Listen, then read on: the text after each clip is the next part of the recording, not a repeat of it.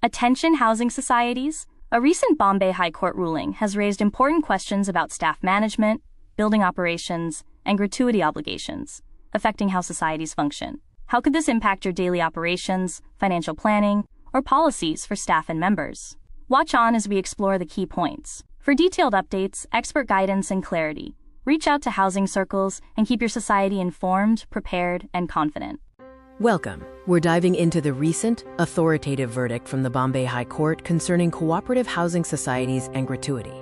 Across India, thousands of housing societies employ staff and collect maintenance. The legal question has been, are they businesses or industries? Specifically, are cooperative housing societies considered businesses or industries under Indian labor law? The core of the matter rests on whether the Payment of Gratuity Act 1972 applies to these societies. This verdict stems from a specific dispute where a claim was filed against a housing society. A former building manager filed a claim seeking over 4.5 lakh rupees in unpaid gratuity. The manager's argument was straightforward. If the society employs staff, collects funds, and manages operations, it must be an, quote, establishment subject to the Gratuity Act. The court had to apply a rigorous legal test, moving beyond simple assumptions about employment. The court examined the Industrial Disputes Act and the Gratuity Act to determine the true legal character of housing societies. The fundamental question was, is a cooperative housing society engaged in trade, commerce, or business? Gratuity liability only applies to establishments engaged in commercial activity. After careful consideration of the dominant purpose test, the Bombay High Court delivered its decisive verdict. The court ruled that residential management for members is not trade, commerce, or an industry. It is collective governance and maintenance. Consequently, the court held that the Payment of Gratuity Act does not apply to housing societies formed solely for residential management.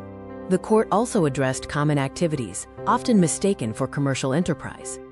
Activities like maintaining a clubhouse or earning incidental income from renting rooftop space for a telecom antenna do not change the society's fundamental character. Hiring staff, such as security or cleaners, does not convert residential governance into a business enterprise. The primary purpose defines the liability. This ruling is crucial because it brings legal certainty to thousands of cooperative housing societies. It protects societies from unintended statutory burdens and reinforces a constitutional principle of legal balance. Labor laws apply to trade and business, not to collective residential management. The Bombay High Court has delivered legal clarity.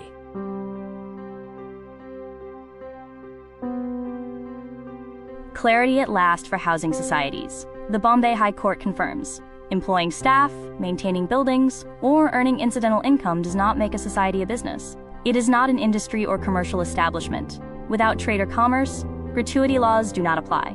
For further updates, reach out to housing circles.